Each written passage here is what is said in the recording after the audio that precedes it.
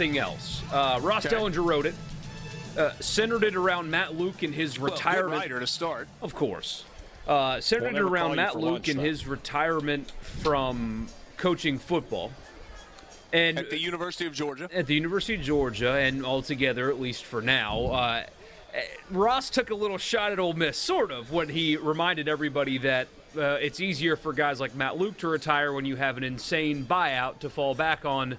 Shout out Ole Miss. But shout out Ross Bjork. Long story short, very long story, very well reported. College coaches, more now than ever, assistants, head coaches, support staff, are looking to get out of coaching. The changing landscape has changed their jobs rather dramatically, and some guys are unwilling to continue on this road. And it's not necessarily, in fact, it's really not NIL related. It's all transfer portal related. You are constantly recruiting your own players, other players, high school players, players at other schools. And because of the portal, there's no downtime. There's no dead period. It's constant all the time, and some guys are getting kind of sick of it. And so this might be a trend moving forward. Guys either getting out early, trying to get to the NFL, things like that. All right, so you wrote in our notes, Borky, in their effort to gain sympathy, I find myself not caring at all. Plenty of people have to be on all the time with their jobs and don't get paid college football salaries with insane buyouts. So, yeah, you're right about that. But even people in high-stress jobs, they get to a spot where they can step away, right? They can go on vacation, they can take a week off, they can get away. Sometimes. Aren't these coaches, by and large now, even on vacation, kind of tethered to their phone with no out? Yeah. And some people in life are like that as well. That's what I was about to say, that there are a lot of jobs where even when you go on vacation, I'll give you an example, because it used to be that way with me in the pizza business. Even when I was on vacation, if something went bad, wrong, I got phone calls. I had to take care of it. Yeah. And there's no way around that, and you used to get emails, any customer complaints. I still had to respond to them, even when I was on vacation. So there are some jobs out there where people are making a lot less than college football coaches, and they don't ever have time off. But this is definitely. You didn't like umpires. I can't imagine how you felt about customers that complained. I just handled the complaints and moved on with my life. Mm-hmm. So. Did you tell them you hated them and they were terrible at their job? Normally nine complaints out of 10. Were totally reasonable. Valid. I ordered a pizza and it took an hour and a half and they told me 30 minutes. Okay, you have a reasonable complaint, we'll make it right. So what would you do? Give them a free pizza the next go around? Yeah. I always like to say, I'll give a customer service tip here. Never offer anything. Ask them what we can do to make it right. And let them, because a lot of times when you do that, you sort of disarm them a little bit and they'll be like, oh, well, I just want to let you know. Okay, well, I appreciate that. But if they say, well, I'd like to get a free pizza next time, okay. It's done. So when they say, hey, I just wanted to let you know, do you then volunteer a free pizza? Sometimes. Okay. Just depends. I got you. Depends on how they spoke to me. Borky, I think we should revisit. Let's pick that conversation up from football just from a few minutes ago. Just for a second. Sure. So how are we classifying this? Is it burnout? Is it overwork? Is it frustration? Is it, this is not what I signed up for? It's just gotten to a point where it's not fun anymore? Is it all the above? There's definitely some all of the above. There's probably a little of everything in everybody's decision, but this isn't what I signed up for. I mean, Matt Luke took this job in 2020. What does college football, being an assistant coach, look like in 2020 versus 2022? How different is it? It's hugely different. NIL has come. The transfer portal has come. I mean, now, and Borky says this all the time, the players you have to recruit the hardest sometimes are the ones on your own roster. Yeah. Nobody signs up for that. You sign the kid, and, okay, we got him. We're done with that. We don't have to worry about him just now he plays or he doesn't. So how about this idea? Borky, I think I mentioned this last week when we were talking about it a little bit, when we kind of had that long NIL transfer portal discussion, and this was something that had been suggested to me. If you are a good player at school whatever. On the heels of a good season, you should put your name in the transfer portal. Just to see. No, not just to see, to cause your school to have to re-recruit you and pay you more than maybe you were getting previously. That's smart. That's just smart It's business. business sense. We're going to find out who's really paying attention in their business administration classes.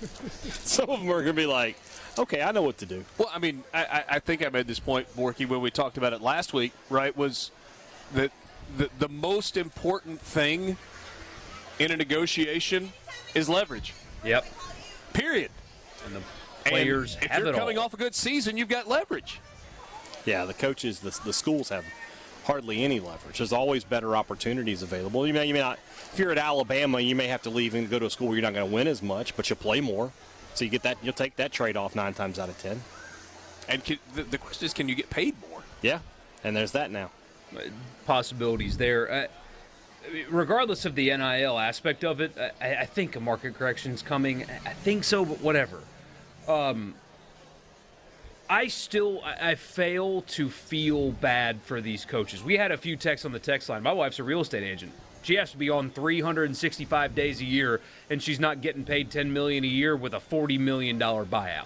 Like, I have no sympathy for football coaches. They make ridiculous money. I don't feel bad for them. But I do think there can be mutual benefit. I think, honestly, I think it can help the players. I think it can help the coaches, although I don't necessarily care about helping them. But I think it can help the programs and the sport as a whole if we do. Like, I read this entire article, and I thought, this is such an easy fix. Portal window. The portal is open on this date, the portal is closed on this date, and you cannot have contact with a player that is not on your roster or a high school player for the rest of the year.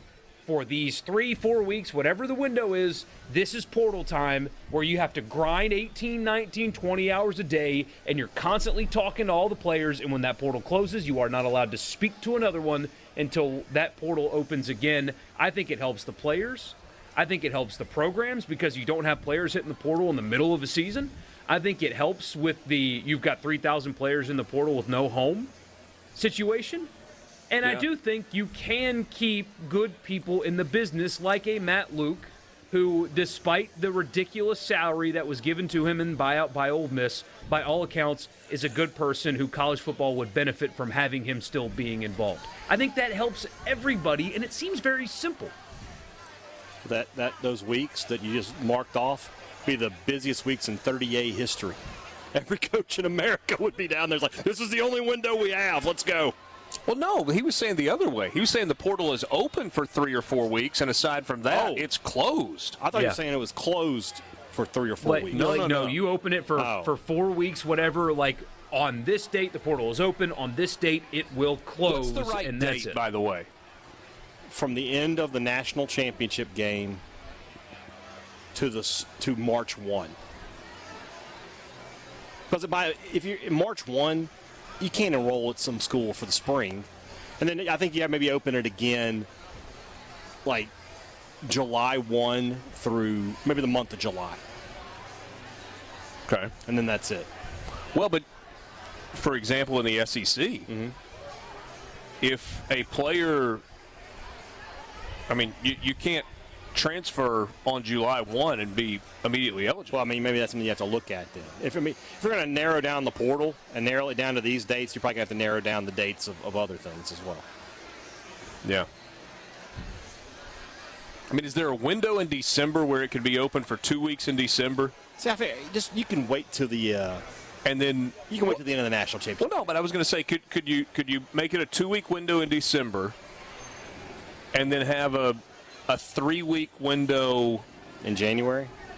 No, well, I was actually going to push it to after spring ball, because you've got guys that are ready to move after their season ends, and then you got guys that are ready to move after spring practice. See, here's the problem with it. Signing day is between your two windows.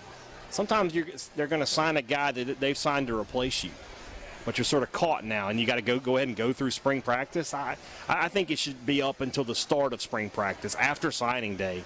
So that way, if you want to go to a new school and go through spring practice, you can. Okay. I also think National Signing Day needs to go back to the first Wednesday in February.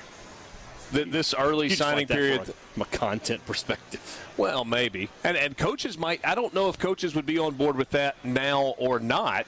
I think coaches would probably tell you, let's get rid of the February one. Let's just get it all done here.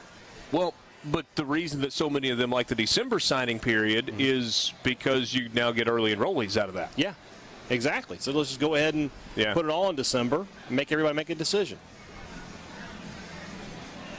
I don't have a problem with that. They can Can't do just it in solve a season. lot of this. No, I can't do it in season.